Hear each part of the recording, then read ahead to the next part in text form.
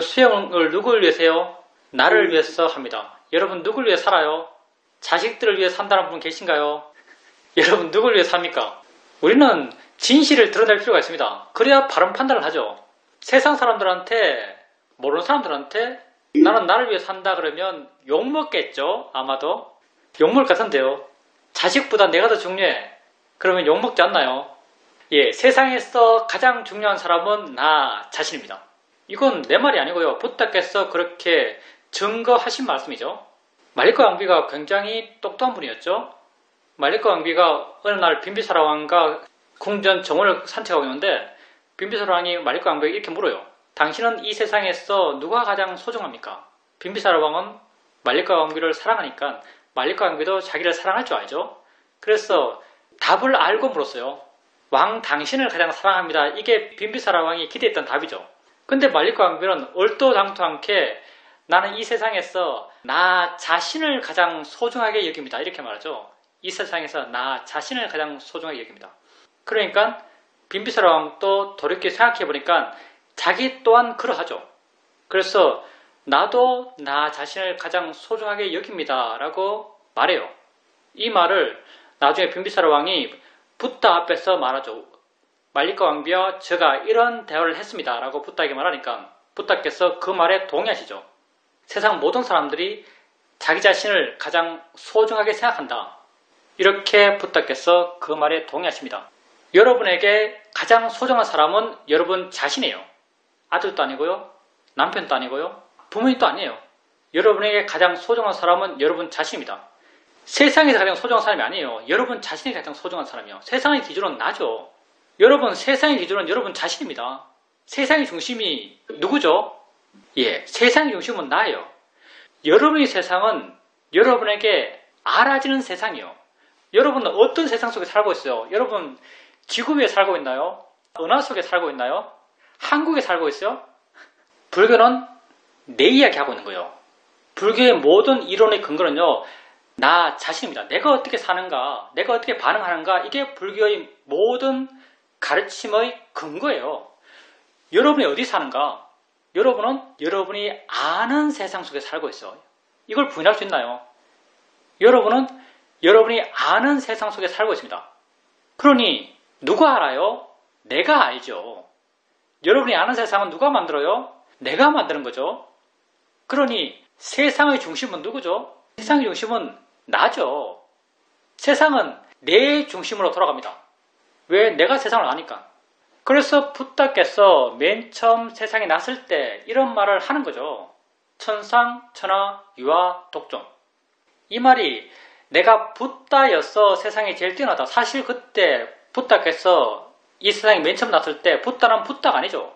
붓다는 중생이었어요. 우리하고 똑같은. 예, 붓다는 중생이죠. 중생으로서 이 세상에 나신 거예요. 그리고 천상, 천하, 유아, 독존이라는 말을 붓다로서 한 말이 아니에요. 중생으로서 한 말이죠. 붓다께서 태어났을 때 중생으로서 천상, 천하, 유아, 독존이듯이 우리 또한 중생으로 천상, 천하, 유아, 독존인 존재들이죠. 왜? 나는 내가 아는 세상 속에 살고 있고 내가 아는 세상은 내게 해석된 세상이죠. 그러니 당연히 세상은 내 중심으로 돌아가고 내가 제일 소중합니다. 우리 수행 또한 이런 나를 위한 수행으로 수행이 우리에게 붓다로부터 주어졌죠.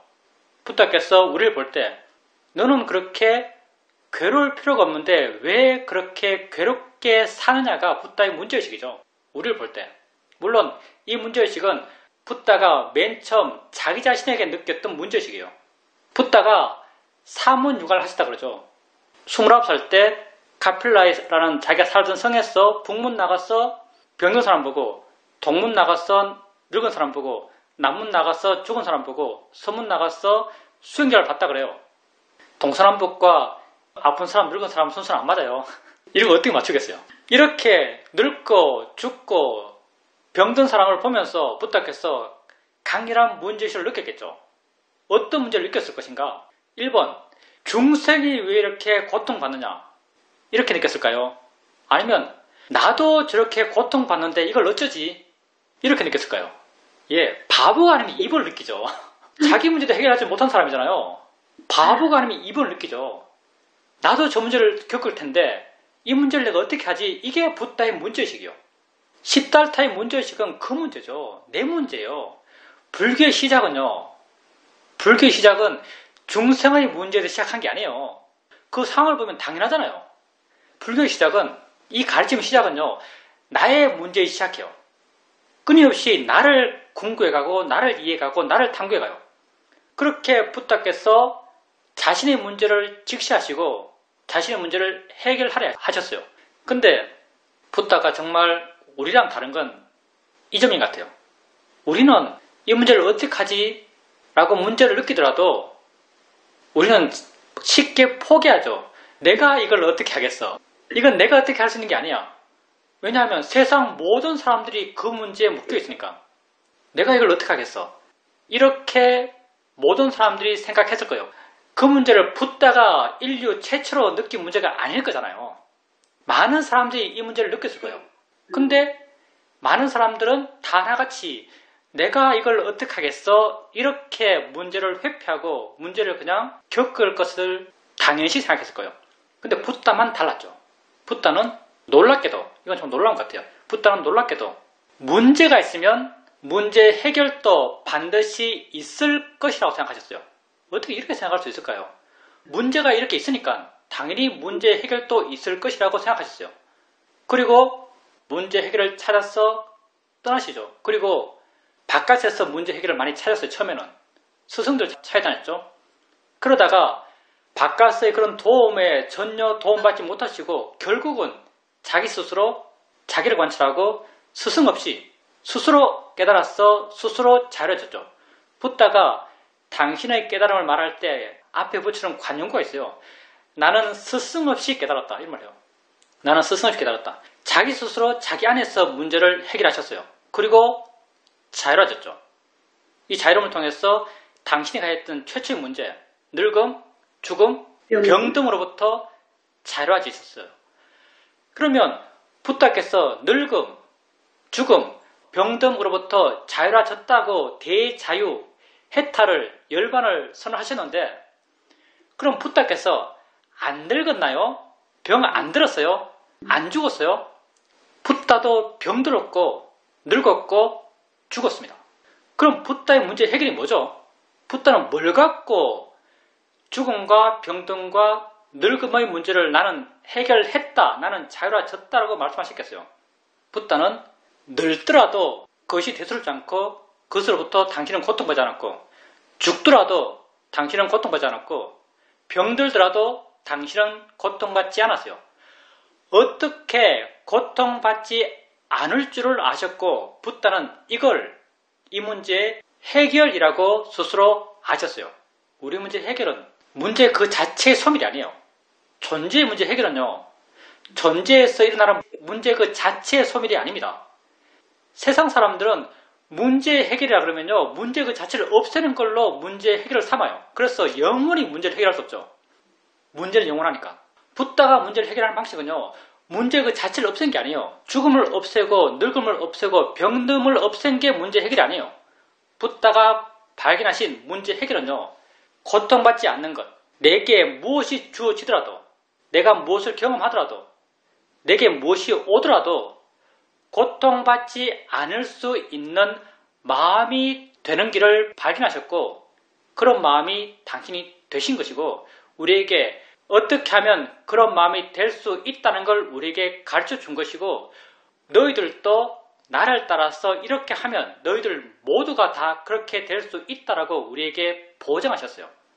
여러분이 모두 다 그렇게 붓다가 우리에게 보여준 길을 따라가면요. 모두 다 그렇게 될 수 있어요. 무엇이 여러분에게 오더라도 여러분은 고통받지 않을 수 있습니다. 물론 고통받지 않는 것은 먼 미래의 일이겠죠. 지금 여러분에게 현실적으로 주어질 수 있는 보장은 무엇이 오더라도 여러분은 이 바른 방법을 통해서 여러분이 받게 될 고통을 줄일 수 있습니다. 우리가 받는 고통의 원리는 단순하거든요. 우리는 무엇으로부터 고통받는가? 우리는 아는 것으로부터 고통받아요. 우리는 아는 것으로부터 고통받습니다. 알지 못하는 것으로부터 고통받을 수가 없어요. 설령 그게 내게 직접 고통 주는 요인이라 하더라도 내가 그걸 모르면 난 그것으로부터 고통받잖아요. 내가 절벽에 뛰었을 때 중력이 나를 당겼어. 땅에 나를 패대기 치겠지만 나는 중력 때문에 고통받지 않아요. 나는 떨어질 때의 바람소리, 낙하감, 땅에 부딪혔을 때의 충격의 느낌, 그것 때문에 고통받는 거죠. 내게 알아지는 것 때문에 고통받아요. 내게 알아지지 않는 것 때문에 고통받을 수가 없어요. 누가 내게 총을 쏜다면 나는 총알 때문에 고통받지 않아요. 나는 느낌 때문에 고통받는 거죠. 나는 총알을 몰라요. 우리가 음속 2배 되는 걸 볼 수 없겠죠. 여러분 총에 맞으면 여러분 총알 때문에 고통받지 않아요. 그게 주는 느낌 때문에 고통받겠죠. 여러분은 총알을 해결할 수 없어요. 그렇지만 여러분은 느낌을 해결할 수 있습니다. 붓다는 이걸 발견하신 거죠. 우리의 고통은 총알 때문이 아니다. 우리의 고통은 느낌 때문이다. 근데 이 느낌은 원래 중립적이에요. 이 느낌이 나쁜 것이 된 것은 내가 나쁘게 봤기 때문이라는 걸 아셨어요. 내가 화를 보니까 그게 고통이 됐어요. 화 없으면 그건 고통이 되지 않아요. 그래서 붓다께서 우리 존재의 고통의 원인을 탐진치, 삼독심이라고 말씀하셨죠. 화, 욕심, 어리석음. 화, 욕심, 어리석음은 무엇에 대해서 일어나겠어요? 모든 마음은 대상에 대해서 일어납니다. 화, 욕심, 어리석음은 대상에 대해서 일어나는 거예요. 대상이라는 것은 내가 아는 것이죠. 내게 알아지는 것에 대해서 내 마음에서 화가 나고 욕심이 나고 어리석은 마음이 생기니까 나는 고통받는 거예요. 그렇게 붓다께서는 내게 알아지는 것에 대해서 어떻게 하면 화를 줄이고 어떻게 하면 욕심을 줄이고 어떻게 하면 어리석음을 줄일 수 있는지를 아셨고 그걸 우리에게 가르쳐 주셨습니다. 그 방법이란 것은 알아차림하고 그걸 바르게 알려고 하는 거죠. 바른 견해로 그걸 알려고 하는 것. 그게 붓다께서 우리에게 제시해 준 고통을 줄이는 방법이에요. 느낌이 있으면 그 느낌을 자연의 이치라고 봐요. 그런 마음은 그 느낌으로부터 물러나고 부드러워집니다. 물러나 부드러워진다는 것이 그 느낌에 대해서 갖고 있던 화가 줄어들었다는 거죠. 화가 줄어들었기 때문에 가벼워지고 물러나는 거죠. 듣기 싫은 소리를 들을 때 저 대상이야 라고 바르게 부르게 해보세요. 그런 마음은 그 소리에 대해서 가벼워지고 부드러워지고 물러납니다. 소리에 대해서 갖고 있던 화가 줄어들었기 때문에 마음이 가벼워지고 부드러워지고 물러나는 거죠. 화를 줄일 수가 있어요. 다른 표현으로 고통을 줄일 수가 있어요. 누구의 노력으로? 나의 노력으로. 누구를 위해서? 나를 위해서. 여러분은 자신을 위해서 자신의 노력으로 더 보람찬, 더 가치 있는, 더 수승한, 더 참된, 더 옳은 자기 자신을 만들어갈 수 있습니다. 더 자유로운 자신을 만들어갈 수 있어요. 그리고 궁극적으로 여러분은 고통받지 않을 수 있습니다. 고통받지 않는 것, 그게 열반이고 그게 해탈이겠죠. 할 수 있는 거잖아요. 여러분 할 수 없나요? 이게 여러분이 할 수 있는 것이에요? 할 수 없는 것이요? 여러분 생각하기에 저게 뭔 말이야? 난 도저히 못해. 나는 안 될 것 같아. 난 해도 안 돼. 설마 이렇게 생각하는 분은 없겠죠? 하는 거 쉬워요. 부처님 당시 때 부처님 제자 가운데 지금 여러분보다 많이 하는 사람 별로 없을걸요. 부처님 당시 때 부처님 제자 가운데 여러분만큼 부처님 법문에 대해서 많이 하는 사람도 별로 없었을걸요. 부처님 계속 따라다녔던 비구들 몇 명 안 돼요. 안 한 존재라 그렇게 많이 배웠죠. 다 그냥 부처님 한 법문 듣고 수행해서 알아낸 사람들이에요. 여러분은 니까야 1000페이지 되는 책을 읽잖아요. 부처님 가르침을 여러분만큼 많이 하는 사람도 부처님 당시 때 별로 없었을 거예요. 얼마나 무식한 사람들에게 가르쳐진 가르침이에요. 이것 못하겠다고 생각하세요? 이것 아주 쉬워요. 느낌 있다고 알잖아요. 알면 자연의 이치야. 느낄 뿐이지. 라고 생각해주면서 바르게 보려고 하는 거예요. 그럼 마음이 변해요. 소리 알면서 자연의 이치가 대상이야. 마음이 변해요. 생각 알면서 생각일 뿐이야. 마음이 변해요. 그 변화의 방향이 가볍고 부드럽고 물러나는 거죠. 다 고통이 줄어듦의 다른 표현들이에요. 이렇게 여러분 마음이 느낌에 대해서, 소리에 대해서, 생각에 대해서 마음이 물러나서 가벼워지고 부드러워지는 이런 우백가의 마음, 평온의 마음 힘이 점점 좋아져 가면요. 나중에는 대상은 별로 상관이 없어요. 그냥 평온한 마음이 스스로 힘이 좋아서 머물러 있어요. 평온함이 이어져요. 세상을 이런 평온한 마음으로 반응하게 되죠. 여러분은 자유로울 수 있습니다. 그게 존재로서, 인생으로서, 삶으로서 여러분에게 내재되어 있는 가장 거대한 가능성이에요. 나는 자유로울 수 있다. 지금 여러분에게 삶에서 어떤 가능성이 있나요? 별로 여러분 가능성 없을걸요. 여러분 지금 삶을 어떻게 바꿀 거예요? 여러분 삶이 바뀔 게 있나요? 더 젊어져요? 더 예뻐져요? 더 부자가 되는 건 모르겠어요. 여러분 삶이 정말 획기적으로 좋아질 가능성이 거의 대부분 사라졌을걸요. 20살, 10살 때는 그런 상상을 많이 해봤지만 집에 만약 10살 난 애를 한번 보세요. 그 애 보면서 여러분 인생 좀 알잖아요. 그 애가 정말 화려하게, 정말 가치있게, 정말 보람되게 그 아이의 남은 생을 살아갈 것이라 여러분 믿나요? 오히려 좀 안타깝고 애잔하고 그런 느낌이 들지 않나요? 여러분 인생에 바뀔 게 별로 없어요. 다르게 말하면요. 여러분 삶에 희망이 별로 없어요. 그냥 여러분 살아가고 있잖아요. 근데 여러분이 알지만 무시해봤던, 어쩌면 몰랐던 거대한 희망이 여러분 안에 있습니다. 자유로워질 수 있는 가능성, 자유로운 존재가 될 수 있는 가능성, 이건요, 그 어떤 것보다 수승한 특징이라고 할 수 있어요. 근데 이렇게 될 수 있어요. 다 될 수 있어요. 그리고 이렇게 되기 위한 방법도 너무나 쉬워요. 하면 다 되는 거예요. 이 길을 어떻게 안 가겠어요? 자유로운 자가 되십시오. 자유로워지고자 하는 순간 여러분은 이미 자유롭습니다. 참되려고 하는 순간 여러분 이미 참돼요. 한 발 한 발 그리세요. 만약 자유로움의 척도를 1에서 100까지 둔다면요. 지금 내가 1에 있다. 지금 내가 10에 있다. 지금 내가 50에 있다. 지금 내가 99에 있다. 가끔은 지금 내가 100에 있다. 내가 얼마의 자유로움 단계에 있다는 게 중요할까요? 예, 안 중요합니다. 왜 안 중요한가? 이 길은 나만 가는 길이거든요. 이 길은 경쟁하는 길이 아니에요. 이 길은 나만 가는 길이에요. 왜? 남을 모르니까. 여러분이 그 사람 얼굴 색깔, 그 사람 눈 있다는 것, 코 있다는 것, 입 있다는 것, 키가 얼마라는 것, 이건 알겠지만 그 사람을 알아요?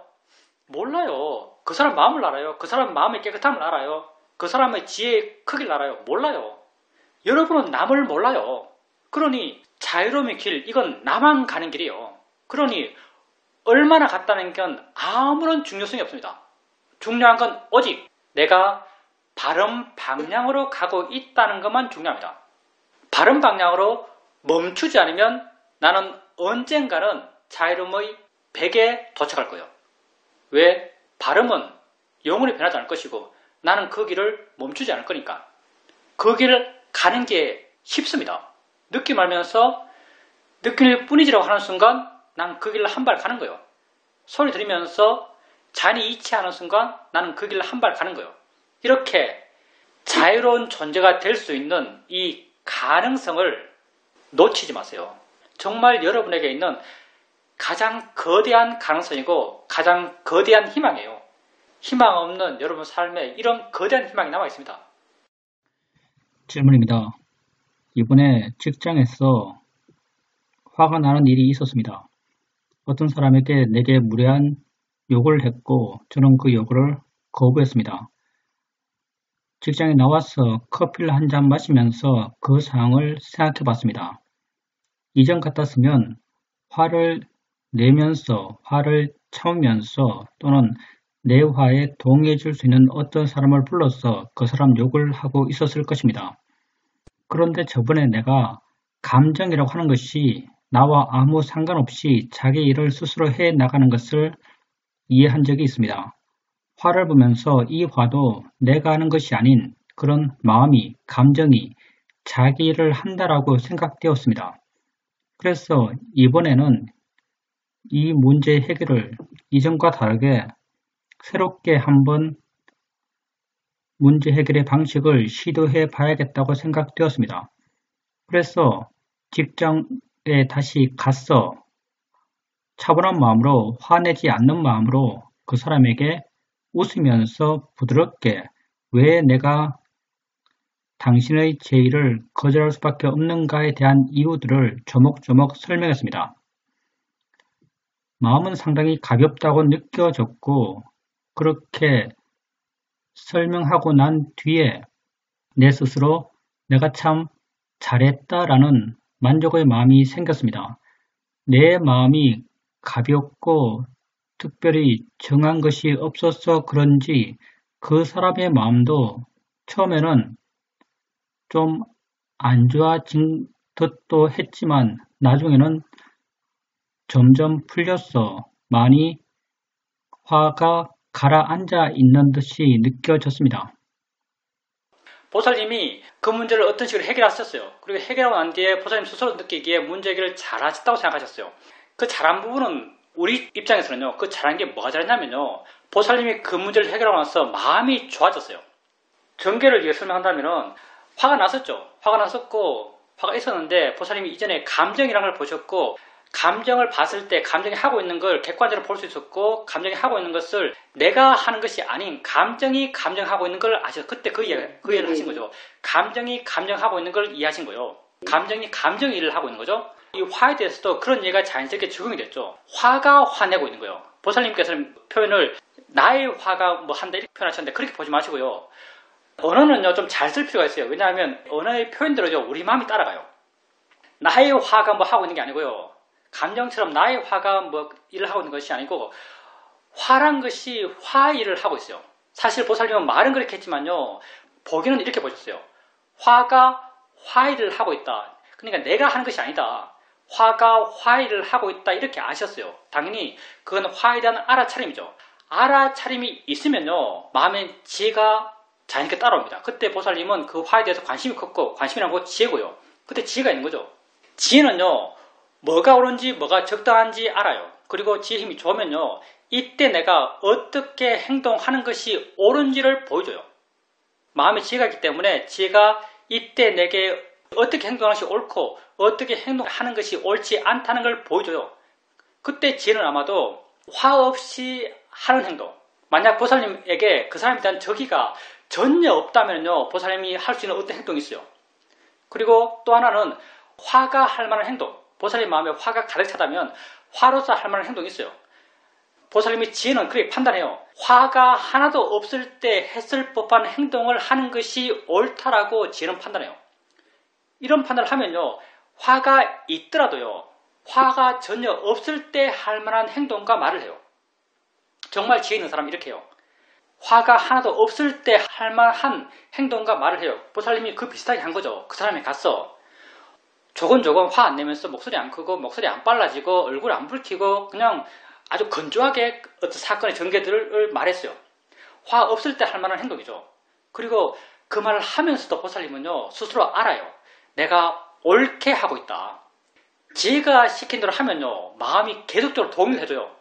내가 옳게 하고 있다. 내가 바르게 하고 있다. 이렇게 동의를 해주면서요. 그 말을 하면서도 보살님은 마음의 힘이 점점 커져가요. 우리가 옳은 말을 하면요. 마음의 힘이 커져가요. 내가 법문하면서 법에 대해 이야기하고 수행에 대해서 이야기하고 참된 방향에 대해서 이야기하면요. 내 마음의 힘이 좋아져가요. 왜? 그게 옳음을 내 스스로 확인하면서 그 말을 하고 있기 때문에요. 그렇게 말을 하면서도 스스로 참 내가 바르다. 뭐 쉽게 생각하면 내가 좀 잘하고 있다. 이런 마음으로 그 말을 했을 거예요. 그 말을 하면서 보살님은 점점 내적인 확신들 느꼈을 겁니다. 당연히 이렇게 제가 시키는 대로 말하고 행동하고 나면요. 돌아서서 마음이 뿌듯해요. 어떤 측면에서 행복해요. 내 스스로 나를 긍정하는 마음이 생겨나요. 일종의 그게 나에 대한 자신감, 나에 대한 신심이죠. 그러니 다음에 그런 상황이 만나더라도요. 이렇게 대처하십시오. 이렇게 대처하는 것이 가장 지혜롭게 대처하는 거예요. 내게 일어나는 것을 내 것이 아닌 그것이 그것 하는 걸로 자연의 이치로 그렇게 보세요. 그러면 자연스럽게 내가 어떻게 말해야 되고 어떻게 행동해야 될지가 나타나요. 물론 번뇌도 뭔가 보여줘요. 번뇌가 보여주는 게 그 사람 욕하는 거고 요 사람 한 명 붙들고 함께 그 사람 욕하는 거고 뭐 화를 막 전해주고 그 사람 망하는 거 상상하고 이런 거 하는 게 화가 하는 일이죠. 화도 뭔가를 보여줘요. 그리고 어떨 때는 화가 시키는 대로 하겠죠. 화가 시킨 대로 하면요. 돌아서서 마음이 꿀꿀해요. 마음이 우울해요. 마음이 가라앉아요. 마음이 행복하지 않아요. 그렇게 하고 있는 내가 싫어져요. 이런 걸 또 경험해요. 또 이런 걸 또 알아요. 지혜로서 했을 때 좋아진 마음을 처음 하고, 번뇌로서 했을 때 나빠진 마음을 처음 하고, 번뇌로 했을 때 불행을 경험하고, 지혜로 했을 때 행복을 경험하고, 이렇게 해 나가다 보면요. 어느 순간 마음의 기준이 명확해집니다. 화났을 때 화가 화낸다고 알고 순간 지혜가 뭔가를 보여주고 번뇌가 뭔가를 보여줄 때 지혜에 따라 해야 된다는 것은 마음에 이미 정해져 있어요. 그렇게 지혜가 보여주는 그런 방향으로 말하고 행동할 수 있게 되고, 그리고 그 결과로서 오는 자연스럽게 오는 나에 대한 확신들, 나에 대한 신심들, 행복감들, 그런 걸 느끼는 빈도가 높아져 가면서 점점 세상 속에서 지혜로운 자가 되어갑니다. 사람과 싸울 때 그 사람 거의 갈등 상황이잖아요. 갈등 상황에서 누가 이긴 사람인가? 화 안 내는 사람이 이긴 사람이에요. 화 내는 사람은 이미 괴로운 사람이에요. 화를 낼 때는요. 나부터 먼저 괴롭게 하고 남을 괴롭게 하는 거예요. 나부터 찌르고 남을 찌르는 거예요. 그러니까 화 안 내는 사람이 이긴 사람이죠. 그러니 보살님이 이긴 거예요. 질문입니다. 산책을 나갔었는데 이것저것 가볍게 알아가면서 안다는 걸 알면서 산책을 하고 있었습니다. 그러다가 보는 마음을 좀 봐야겠다고 생각되었고 마음을 띄웠습니다. 그랬더니 보는 마음을 이해할 수 있었습니다. 내가 보는 마음을 이해할 수 있다라고 생각되었습니다. 그렇지만 보는 마음을 보기 위해서 내가 인위적으로 수행에 개입했고 마음을 대상으로부터 띄우려 했다고 생각되었고 이것이 바르지 않다라고 여겨졌습니다. 그래서 그 마음을 내려놓고 그냥 가볍게 알아가면서 안다는 걸 알면서 그렇게 걸었습니다. 아는 마음과 보는 마음. 아는 마음과 보는 마음 가운데 어떤 마음이 쉬운가? 아는 마음이 쉬워요. 왜 쉬운가? 우리가 관념의 지배로부터 자유롭지 못하기 때문에요. 사실은 마음에 위치가 없어요. 근데 우리는 알게 모르게 위치에 대해서 아주 강렬한 믿음을 갖고 있습니다. 예를 들어서 아는 마음과 보는 마음을 우리는 기본적으로 구조적으로 어떻게 이해하냐면요. 느낌이든 소리든 대상이 있고 대상과 함께 있는 게 아는 마음이고 이렇게 뒤에서 지켜보는 게 보는 마음이다. 이게 우리의 구조예요. 기본적인 구조고 이 구조를 잘 못 떨쳐요. 그래서 아는 마음은 내 앞에 있고 약간 내 멀리 있고 보는 마음은 내게 붙어 있다. 여기 있다고 생각하는 거죠.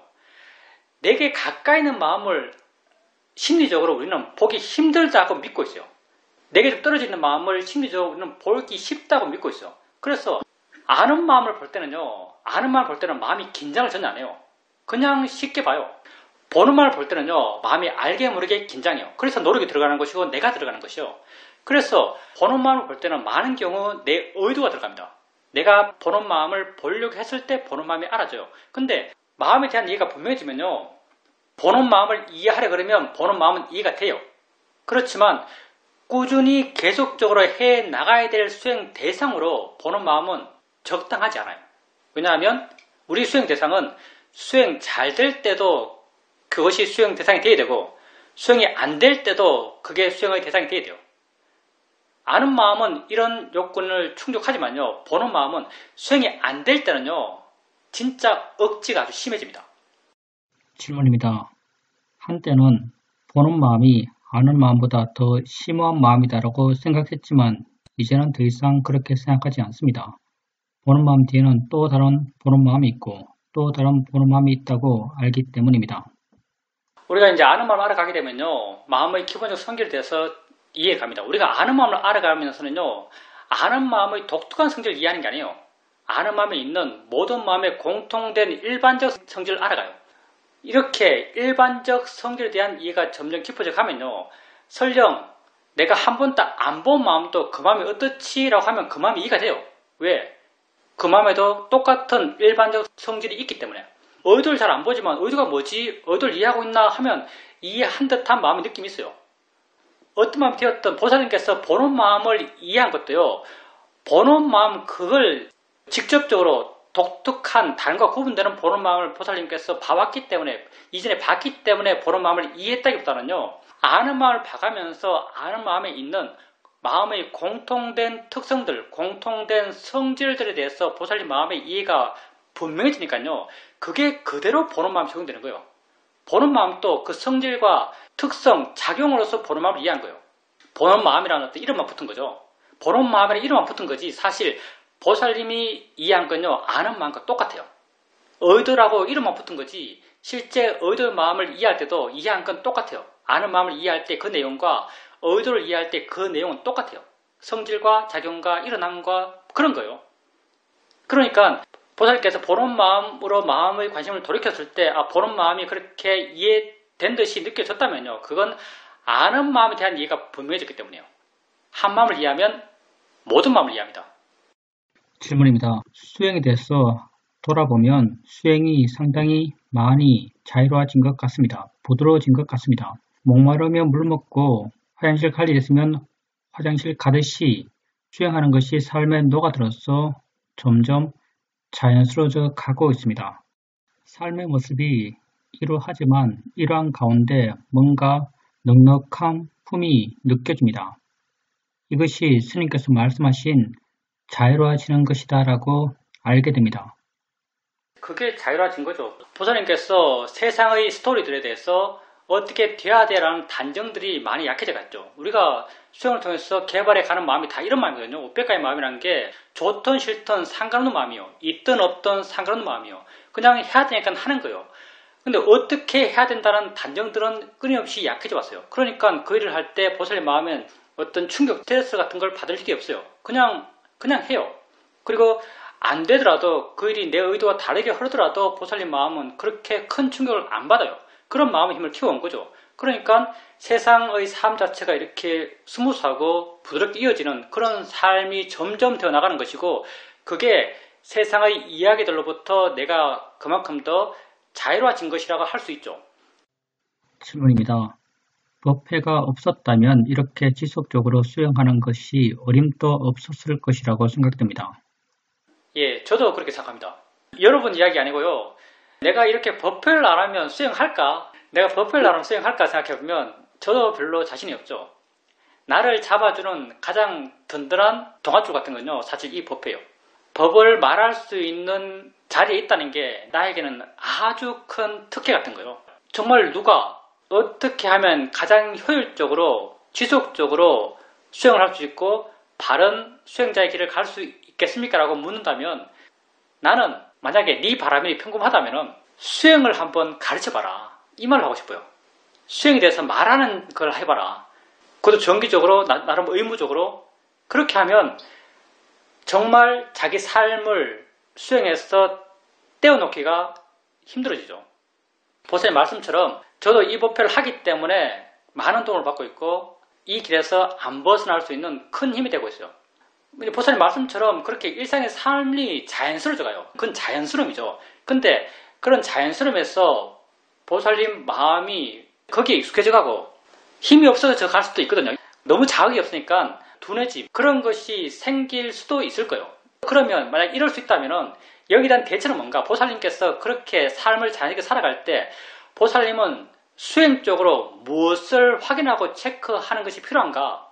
보살님이 체크해야 될 것은요, 지혜를 체크하셔야 돼요. 이때 지혜라는 것이 무슨 독특하게 뛰어나고 분명하고 확 일어나는 그런 강렬한 지혜가 아니고요, 삶을 살아가면서 보살님 마음에 은근히 있는 이해한 듯한 느낌, 아는 사람 알겠죠? 이렇게 표현하면 이해한 듯한 느낌, 있는 듯한 느낌, 아는 듯한 느낌, 아주 가벼운 이런 느낌을 가끔 한 번씩은 체크해 볼 필요가 있어요.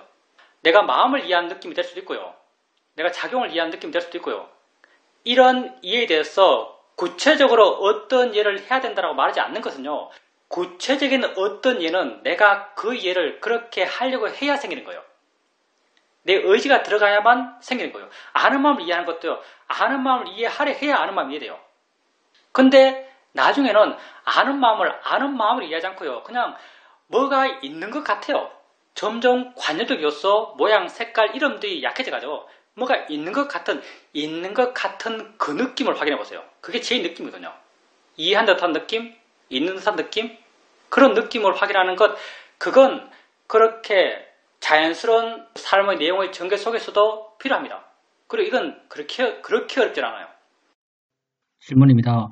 법회를 들으면서도 스님 법문을 듣는 마음은 듣는 일을 하고 다른 사람의 질문을 듣는 마음은 또 그 일을 하고 확인하는 마음은 또 그 일을 하고 아는 것을 더 다지는 마음은 또 그 일을 합니다. 이런 여러 가지 마음이 여러 가지 일을 저절로 하고 있다고 알아집니다. 그게 보살님 마음의 힘이 좋아진 거죠. 우리가 수행해 나가는 과정을 한번 보세요. 처음에는 띄엄띄엄 알아갔어요. 띄엄띄엄 알아갈 때는요, 마음이 하나밖에 없었어요. 한 대상의 한 마음, 그것도 한참 있다가 옮겨가서 또 한 대상의 한 마음, 이렇게 알아갔죠. 근데 나중에는 알려 하지 않아도 여러 가지가 알아져요. 난 전혀 안 하는데 여러 가지 마음이 여러 가지 일을 하고 있는 거예요. 점점 내 수행의 방향은요, 내가 하지 않아도 마음지가 여러 가지 일을 스스로 해나가는 방향으로 수행해 왔어요. 그렇게 점점 마음이 커졌고, 지금은 마음이 아주 복잡한 일도 스스로 해나가요. 난 이걸 캐파라 그러는데, 캐파. 마음의 역량. 마음의 역량이 점점점 커져가요. 내가 지혜를 확인하려 그래도요, 내가 지혜를 확인하려 할 때, 지혜를 확인하려는 게, 지혜 확인해야지라는 그런 게 아니에요. 그냥 순간 일어나는 마음의 약간의 기울임, 아주 살짝 하는 약간의 마음 기울임을 통해서 지혜가 확인돼요. 내가 그렇게 지혜를 확인을 할 때도 나는 듣는 걸 알 수 있고요. 느끼는 걸 알 수 있고요. 생각하는 걸 알 수 있어요. 내가 의도를 일으켜서 뭘 하더라도 의도 없이 마음지가 하는 것도 스스로 여러 가지가 일어나고 있어요. 의도를 일으킨 방향으로 하더라도 다른 의도 없이 마음지가 하는 것도 다 할 수 있거든요. 다 한다는 건 좀 과장이겠지만 여러 가지 것을 자연스럽게 알 수 있어요. 이렇게 마음의 역량이 점점 커져가는 거예요. 왜냐하면 내가 하려는 방향의 거기에 나의 아주 강력한 의도, 강력한 노력이 들어간 건 아니거든요. 익숙해졌기 때문에 그냥 살짝 마음 기울이는 거예요. 그게 다른 것을 하는데 방해되잖아요. 이렇게 점점 내 마음의 역량이 커져가고요. 그리고 보살님이 말했던 여러 가지 마음의 일들, 그 가운데서 보살님은 그 어떤 일도 좀 더 잘해야지, 그렇게 하는 게 아니라 이렇게 해야지라는 보살님의 의도를 개입하지 않아요. 그러니까 마음의 힘이 좋고 캐파가 넓은 그 상태에서 마음은 지 일을 지가 하는 것이죠. 그러니 여러 가지를 하지만 마음은 전혀 서로 번거롭지가 않아요. 자연스럽게 그 일을 각자 스스로 해나가는 거죠. 이제 보살님 말씀하셨던 그런 삶의 방식, 세상의 삶을 자연스럽게 여유롭게 살아가잖아요. 아마 이런 의도로 나온 중국 선사의 말이 그럴 거예요. 평상심시 도란 말이거든요. 평상심시 도란 말이에요. 이게 똑같은 말이에요, 사실요. 평범하게 살아가는 마음이 도의 마음이다. 이때 평범함이 그냥 일반적으로 수행하지 않는 마음의 질이 떨어진 중성의 삶은 당연히 아니겠죠. 근데 지혜로운 사람도 이래 평범하게 살아가요. 지혜로운 사람의 삶은 너무나 평범합니다. 우리가 수행을 하면서 많은 사람들이 아주 독특하고 대단하고 뛰어난 수행의 체험을 하고 싶어요. 그리고 수행을 꾸준하게 열심히 하다 보면요, 정말 독특하고 뛰어나고 대단한 수행 체험을 합니다. 근데 내가 수행하면서 여러 번 제가 나왔지만요, 이러한 특별한 평상심이 아닌 특별한 체험 속에서 지혜가 나본 적은 단 한 번도 없습니다. 특별한 체험 속에서 지혜가 나본 적은 한 번도 없어요. 무슨 마음을 빛처럼 보고, 뭐 기쁨이 커진 것을 빛이 커진 걸 보고, 뭐 생각은 이쪽에서 생각하고, 화는 여기서 화내고, 뭐 보는 거 여기서 보고, 마음 지가는 걸 따로따로 구분된 그 바둑판 같은 그런 마음을 보기도 하고, 별별 걸 다 봤죠. 소리가 가슴속에 일어나는 것도 보고, 말로 설명할 수 없는 정말 다양한 이상한 체험들을 많이 했어요. 근데 그 체험 속에 공통적인 것, 그런 독특하고 이상한 체험할 때는 와, 수행해서 뭔가 내가 대단한 걸 체험했네, 독특한 걸 체험했네 하면서 그 체험을 좋아했어요. 그렇지만 돌이켜보면 그렇게 독특한 체험 속에서는 지혜가 나본 적은, 어떤 알미 생겨본 적은 단 한 번도 없습니다. 알면요, 아주 평범한 속에 생겨나요. 지혜가 생기는 삶의 체험은요, 아주 평범해요. 정말 좋은 마음은요, 세상을 아주 평범하게 파악해요. 절대 독특하고 대단하고 특별하게 세상을 보지 않아요. 지혜로운 마음은 세상을 아주 평범하게 봅니다. 그러니까 평상심시 도라마에 나오는 것이고, 우리가 이 수행을 통해서 이 수행에 대해서 능숙해지면 능숙해질수록요, 여러분 삶의 내용들은요, 평범해집니다. 여러분 수행도 평범해져요. 여러분 삶에서 특별한 것은 점점 없어져가요. 어떤 측면에서. 그래서 강렬한 마음의 이름남도 점점 없어져가요. 그렇지만 마음에서 그 좋은 마음의 조건 속에서 피어나는 게 있어요. 좋다라는 게 피어나요. 안다라는, 아는 듯하다라는 지혜의 느낌이 피어나요. 그러면서 그렇게 살고 있는 것에 대한 나에 대한 신심이 피어나요. 이렇게 살아야지, 이렇게 사는 것이 옳아라는 나에 대한 확신이 피어나요. 조건 속에서 그런 마음들이 일어나요. 그런데 사는 것은 너무나 평이하죠. 질문입니다. 좌선을 할 때 안절 시간을 정해놓고 앉습니다. 이전에는 초반기에 수행이 잘 되고 후반기에 생각이 많아서 수행이 힘들다라고 스님께 말씀드렸는데, 처음부터 수행을 좀 진지하게 하다 보니까 앉아서 좌선을 시작할 때부터 작은 생각들이 자꾸자꾸 일어난다는 것을 알 수 있었습니다. 이렇게 일어나는 생각들을 지켜봐 가면서 수행에 가니까 정해진 시간 동안 좌선하는 것이 아주 쉬워졌고 수행 상태도 지속적으로 좋다라고 느껴집니다. 그런데 좌선하면서 느낀 것이 내가 바른 견에 대해서 강박적으로 집착하고 있다는 것을 알 수 있습니다. 저는 마음의 견해가 바르지 않는 것에 대해서 아주 경계하고 있고 바른 견해를 지속적으로 생각으로 일으켜 가면서 수행하고 있습니다. 이렇게 수행하는 것이 옳은 것인지 알고 싶습니다. 그렇게 하는 게 당연히 나은 게 아니죠. 그렇게 하는 게 수행 못하는 거예요. 질문입니다. 스님께서 수행에 대해서 말씀하실 때 언제나 느낌의 경우 느낄 뿐이야, 대상이야, 자니치야 이렇게 바른 견해를 일으켜가면서 알아가라라고 강조하시지 않으십니까? 나는 언제나 기본적인 걸 이야기하니까요. 나는 초등학생 수행을 주로 이야기해요. 초등학교 단계 수행하는 사람들은 어떻게 수행하는가? 자신의 노력을 수행해요. 바르게 되지 않은 부분이 마음에 워낙 많기 때문에 계속 바른 걸 떠올려주면서 바른 방향으로 자기를 유도해 나가는 것, 그게 초등학교 단계에서의 수행이에요. 그 가운데 하나가 자연의 이치와 대상이라고 바른 견해를 일으키는 거죠. 근데 이런 것이 능숙해지고 바른 견해가 마음에 자리 잡고 내가 바른 견해를 일으키지 않더라도 바른 견해가 마음에 그 힘이 좋아서 스스로 있게 되면요, 그때는 바른 견해를 일으키는 게 오히려 수행을 못하는 게 돼요. 왜냐하면 수행은 내가 주로 들어가는 것인데 바른 견해를 일으킬 때는 내가 있을 수밖에 없고 내가 강할 수밖에 없어요. 보살님께서 그렇게 바른 견해를 일으킬 때 내가 생각하기에는 보살님의 좋은 수행의 상태를 그렇게 바른 견해를 일으킨다고 그 수행 상태가 오히려 방해받는다고 생각해요. 그러면 보살님께서 바른 견해에 대해서 강박을 느낀다 하셨는데 그런 강박이 있을 수 있겠죠. 워낙 말을 많이 들었기 때문에. 그러면 바른 견해를 왜 일으키는가? 마음이 바르게 되기 위해서 바른 견해를 일으켜요. 그러면 바른 견해가 제대로 작용했을 때 마음은 어떤 마음인가? 대상으로부터 멀어진 마음, 부드러운 마음이요. 그러니까 보살님이 수행해서 대상을 좀 떨어지게 보고 있다.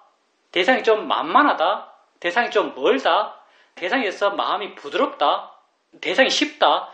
이렇게 수행하는 대상에 대해서 마음이 이런 상태면요, 보살님은 자기 마음에 바른 견해가 있다고 생각하세요. 보살님은 지금 보니까 바른 견해라는 것을 우리가 여기서 기본적으로 주는 바른 견해, 자인의 이치다. 자인의 이치라는 말이 있어야 자인의 이치라는 견해가 있다고 생각하는 것 같아요. 어느 정도까지는. 대상이다라는 말이 있어야 대상이라는 지혜가 있다고 생각하는 것 같아요. 근데 안 그래요. 보살님이 일어나는 느낌에 대해서 느낌을 그냥 놓아둔다는 것은 느낌을 좀 떨어져 본단 말이죠. 느낌을 놓아두고 있다면요, 그건 이미 느낌을 느낀 그 자체로 인정하는, 자연의 이치로 인정하는 그런 지혜가 마음에 있는 거예요. 지혜는 마음의 작용이죠. 지혜는 언어적 표현이 아니에요. 이걸 억지로 표현한 거죠. 자연의 이치다 이건요, 그 지혜를 억지로 표현해서 끌어내려고 이런 말을 하는 거예요. 자연의 이치라고 했을 때 자연의 이치가 바른 견해가 아니고요, 자연의 이치라 했을 때 물러나는 마음의 변화가 바른 견해요. 질문입니다.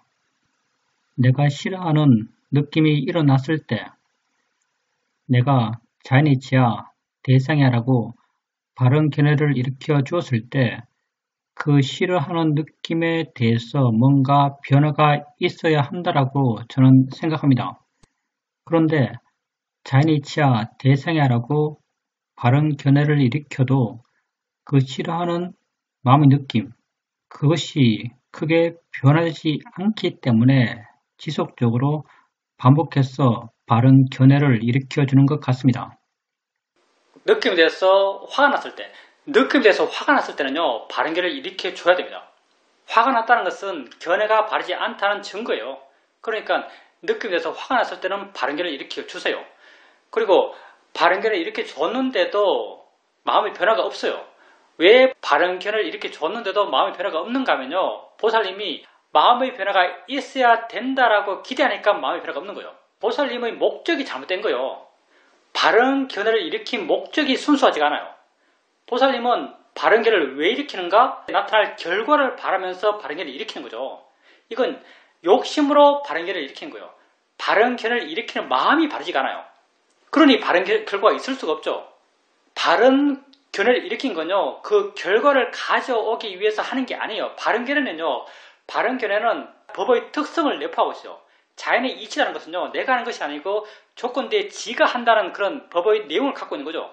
그럼 왜 보살님은 바른 견해를 일으키고 바른 견해를 일으킬 때 어떤 마음이 돼야 하는가? 이런 법의 특성을 이해하고자 하는 마음이 돼야 돼요. 그러니 그 느낌 알 때, 이 느낌이 자연의 이치지라고 했을 때 보살님은 마음이 편해진 걸 구할 게 아니고요. 이 느낌이 자연의 이치라 했을 때, 이 느낌은 지가 스스로 있는 거야. 정말 그래? 라고 이걸 이해하고자 하는 마음으로 하는 거예요. 그리고 이런 이해가 생겼을 때 그 결과가 나타나는 거예요. 그 결과가 가벼워지는 것, 좋은 방향으로 마음이 변해요. 좋은 방향으로의 마음의 변화를 기대하면서 바른 견해를 일으키면요, 이건 될 리가 없죠. 마음이 틀렸으니까. 바른 견해를 왜 일으키는가? 그 방향으로 이해하고자 하는, 법을 이해하고자 하는 그런 수행적 노력이 바른 견해를 일으키는 거예요. 그러니까 보살님께서 앞으로 바른 견해를 일으킬 때 바른 견해의 방향으로 이해하고자 하는 마음으로 수행하셔야 됩니다. 그렇기 때문에 우리가 수행에서 이런 말을 하죠. 수행자는 조건을 채우는 자다. 수행자는 결과를 원하는 자가 아니다. 이런 말을 해요. 수행자는요, 원인을 채워가고 원인에 신경 쓰는 사람이에요. 이때 원인은 뭔가? 자연의 이치하라고 하면서 왜 이게 자연의 이치지? 자연의 이치가 뭐지? 정말 얘는 내가 아니고 지가 하나? 이런 것에 관심 갖고 이런 걸 이해하고자 하는 마음, 이 마음이 원인이고요. 결과가 뭔가? 결과는 물러나는 것, 가벼워지는 것, 자유로워지는 것, 이게 결과예요. 보살님은 지금 결과를 원하면서 수행하고 있는 것이고요. 이건 수행자의 기본 마음가짐이 잘못됐습니다. 원인을 채우세요. 조건을 채워야 돼요. 질문입니다. 스님이 하시는 말씀은 잘 이해하겠습니다.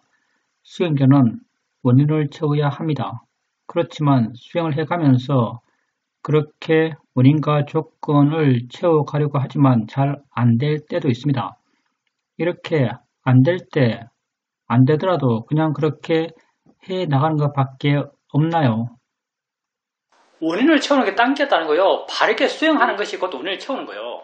수행을 해 나가면서 자연의 이치다라고 알아갈 때 보살님은 이미 그런 것이 작용과 성질로서 어느 정도 이해하고 있을 거예요. 작용과 성질이 법의 그 있는 그 자체의 모습이죠. 법의 있는 그 자체의 모습을 알게 되면 거기에 대해서 자연스러운 관심이 생기지 않나요? 아는 마음이 안다고 할 때, 아는 마음에 대해서 이게 아는 거지라고 이해했을 때 자연스럽게 안다는 게 뭐지? 마음이 뭐지? 마음이 뭔데 알지? 도대체 이건 어디 있는 거지? 이게 도대체 뭘까? 이런 의문이, 이런 알고 싶어하는 마음이 자연스럽게 나는 생겼거든요. 그리고 바른 견해라는 것은요, 이런 것에 대해서 한 번 더 좀 충격 주는, 이런 방향으로 좀 더 자극 주는 그런 역할을 해요, 바른 견해가. 그리고 바른 견해를 일으키면, 이런 법에 대한 관심이 있다면요, 바른 견해를 일으킨 바른 견해는요, 원인을 채우는 작용을 할 수밖에 없어요. 모르겠어요. 보살님께서 안다는 것, 아는 마음이 되었던, 아니면 느낌의 작용이 되었던, 수행해 나가면서 그런 자연과 성질에 대한 이해가 많이 생겼을 거예요. 기본적인 그런 이해가 있을 거예요. 그렇다면 수행해 나가면서 이런 쪽의 이해를 좀 더 분명히 해 나가는 것도 하나의 방법일 수 있습니다. 듣기 말아가면서 느끼는가? 누가 느끼지? 마음이 느끼나? 하면서 거기에 대해서 법적으로 조사해 주는 것, 법에 대해 조사하는 것.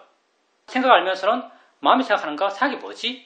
마음이 어떻게 생각하지? 하면서 보살님이 알고 있는 대상의 작용성, 있음, 현재에 대해서 관심을 갖고 거기에 대해서 궁금한 마음을 일으키는 것. 이것 또한 다 지혜를 일으키는 거예요.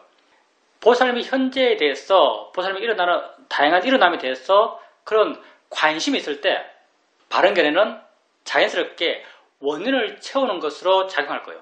왕도는 없는 것 같고요. 전반적으로 보살님께서 수행을 바르게 하셔야 됩니다. 질문입니다.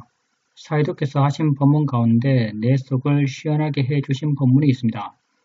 대상이 있고 그게 1단계이고 대상을 아는 마음이 있고 그게 2단계이고 안다는 걸 다시 아는 마음, 삿띠를 삿띠하는 마음이 있는데 그게 3단계이다. 3단계 마음이 있다는 것은 네 번째 마음이 있다는 것을 말한다. 이렇게 말씀하셨습니다. 내가 사람을 셀 때 하나, 둘, 세 명을 센다면 세고 있는 내가 있어서 실제로는 4명이 있는 것과 같은 이치입니다. 그렇지만 4단계 아는 것을 다시 아는 것을 다시 아는 것은 있지만 내게 알아지지 않기 때문에 수행적으로 크게 신경 쓸 필요가 없다라고 사이도께서 그렇게 말씀하셨습니다.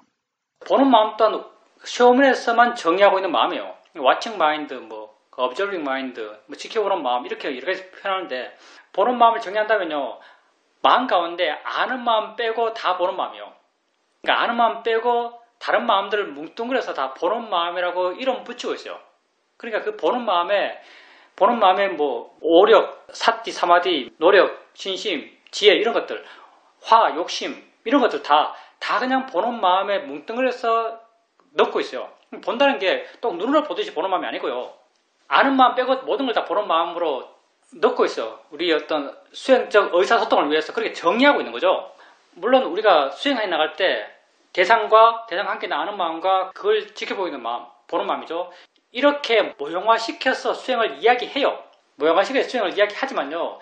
돌아서 생각해보면 마음은 위치가 없어요. 법의 정의죠. 실제하는 것의 정의예요.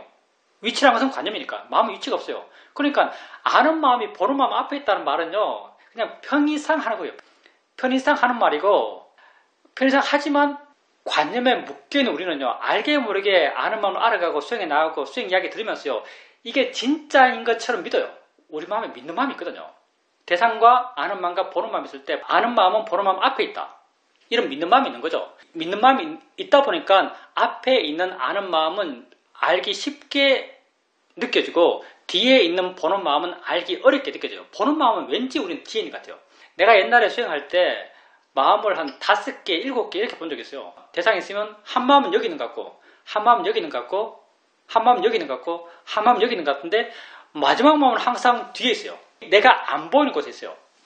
마지막 마음은 여기 있는 것 같은 거예요. 그래서 난 이걸 사이도께 인터뷰할 때 이건 마지막 마음이라고 그랬죠. 그러니까 사이도께서 내게 아주 강렬한 문제를 던졌어요. 그러면 마지막 마음이 거기 있다고 아는 건 누군데? 이렇게 마지막 마음이 거기 있다고 아는 건 누군데? 생각 안 해봤거든요. 마지막 마음이 여기 있는 것 같은데 생각해보니까 마지막 마음이 여기 있다고 누가 알아? 다른 마음이 있단 말이잖아요. 그러니까 내게 알아지지 않았던 어떤 마음이 또 있는 거예요. 마음이 이렇게 다양하게 많은 거죠. 근데 마음이 다양하게 많아요. 마음이 다양하게 많고 다양하게 알아지는데 다양한 마음을 다양하게 알아가고 다양하게 이해해 가야 되는가? 그러면 우리 수행은 너무너무 복잡해지고요. 여러분 바라밀로는 절대 하지 못할 수행이 되어버려요. 그렇지 않다는 거죠. 마음은 하나만 알면 돼요. 왜? 똑같으니까. 다른 것은 관념만이 달라요. 근데 관념은 가짜예요. 아는 마음에서 관념이 뭔가? 아는 마음에서 아는 이 관념이고요. 사실은 마음도 관념이에요. 정의되어 있으니까. 아는 것이 가짜예요, 사실은요. 관념적 요소를 최소한 줄이려고 해서 표현하는 게 성질과 작용이고요. 성질과 작용은 좀 애매하잖아요. 이걸 더 관념적 요소를 더 주려고 하니까 있음이란 말을 해. 있음. 존재, 있음 이런 말 표현을 쓰는 거죠. 관념을 빼버리면요. 다 똑같아요. 마음도 그렇고 대상도 그렇고 우리가 보여지는 것, 들려지는 것 하지만요. 보여지는 이건 관념이에요. 들려지는 이건 관념이에요. 이거 빼고 나면 뭐가 다르죠? 다를 게 없어요. 존재죠, 존재 그냥. 마음과 함께 있는 존재예요. 마음과 함께 있음의 존재죠. 그러니 마음은 수많은 마음이 있고요. 아주 다양하게 우리가 마음을 체험해요. 그렇지만 우리가 이해할 마음은요. 가장 쉬운 마음 하나만 이해하면 됩니다. 우리에게 가장 쉬운 마음은 아는 마음이요. 왜 가장 쉬운가? 가장 앞에 있다고 우리가 믿고 있거든요. 가장 앞에 있다가 우리가 믿기 때문에 이해하기가 쉬워요. 그리고 왜 쉬운가? 대상과 붙어있다고 우리가 믿기 때문에 쉬워요. 사실 마음은 위치가 없고 대상도 위치가 없어요. 정말 이게 붙어있어요. 몰라요 근데. 어떻게 붙어있다 말하겠어요. 위치라는 게 없는데. 붙는다는 것도 없는데. 근데 오늘 어떻게 믿냐면 보여지는 것과 함께 보는 마음이 있다고 믿고 있는 거예요. 그러니까 보여지는 것에 비춰서 보는 마음을 이해할 수 있다고 믿고 있는 거예요. 보여지는 것이 분명하기 때문에 보여지는 것에 비춰서 보는 마음을 이해하는 것에 대해서 우리는 다른 것에 비해서는 훨씬 쉽게 받아들이고 쉽게 될 것처럼 느껴요. 그리고 보여지는 것과 함께 보는 마음이 있다고 믿기 때문에요. 보는 마음, 대상과 함께 있는 이 마음에, 아는 마음에 우리가 우리의 아라고 하는 것, 에고를 별로 투입하잖아요. 내가 한다고 별로 안 느껴요. 대상과 함께 그냥 있다고 믿기 때문에. 그러니 아는 마음 이상의 수행 대상을 찾기는 정말 어려울 겁니다. 별로 내가 있다고 별로 안 믿고 대상에 비춰서 이해할 수 있다고 믿고 앞에 있어서 쳐다보면 보인다고 믿고 알기 쉽다고 믿고 이렇게 아는 마음에 대해서 아주 쉽다는 그런 우리의 믿음들이 있기 때문에 아는 마음 이상의 수행 대상을 찾기는 굉장히 어려울 겁니다. 그래서 우리는 주되게 아는 마음을 알아가는 것이고 아는 마음 한 마음을 이해하면요. 다른 모든 마음을 이해합니다. 다 똑같으니까. 성질들이. 질문입니다. 10월달에 되어서 나름 수행적 결심을 한 것이 있습니다. 아는가? 라는 질문을 꾸준히 지속적으로 해 가야겠다라고 생각했습니다. 이렇게 아는가? 라는 질문을 해 나가게 되니까 이게 수행적 힘이 있었습니다. 이렇게 질문하게 되면 마음을 현재에 머물게 한다는 걸 알 수 있었습니다. 근데 아셔야 될 게 뭐냐면 현재에 머물게 하는 말은요 굉장히 많아요. 그건 아는 걸 안 그러더라도 여기 해도 현재에 머물고요. 지금 해도 현재에 머물러요. 나 해도 현재에 머물걸요. 뭐 하지라고 하도 현재에 머물 거예요. 나 자신에 대해서 무엇을 물어도요 우리 마음은 현재에 머뭅니다. 근데 아는 마음은 우리가 약간 중요하게 생각하는 질문이에요. 아는 마음은 실제로는 법을 이해하기 위한 도구죠. 그러니까 보살님께서 아는 거라고 물을 때는요. 아는 거라고 물을 때는 대상을 두고 물으세요.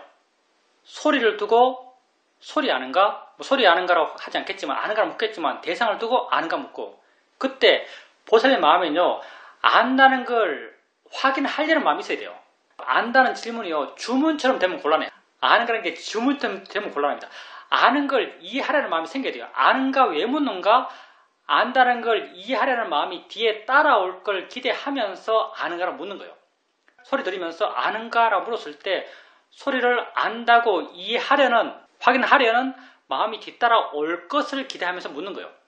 물론 이게 나의 기울 수도 있는데 필요 없는 걱정일 수 있는데 아는가라는 질문은 주물되면 안 돼요. 주물되면 힘이 없어요. 대상을 알려고 하면서 안다는 걸 이해하려는 마음으로 아는가라는 질문을 하셔야 됩니다. 질문입니다. 이번에 아는가? 라는 질문을 해 가면서 예를 든다면 생각이 마구 일어나고 있을 때 아는가? 라고 묻게 되면 생각의 내용을 떠나서 생각하는 그것에 머물게 되었습니다. 그리고 느낌과 보이는 것에 대해서도 아는가? 라고 묻게 되면 보여지는 관념, 느낌으로서의 관념이 아닌 다른 것을 찾는 마음이 있었습니다. 보살님 마음의 주먹이 바깥으로 나왔던 마음이 내 안으로 돌아오는 거예요. 내 안으로 돌아오는데 아주 효과적인 영향을 끼치고 있는 거죠. 내 개인적인 생각에는 아는가라는 질문을 거기에 안 쓰는 게 좋을 것 같아요. 자기에게 돌아오는 건 다른 걸로 쓰세요. 여기 지금 이거 좋아요. 여기 지금.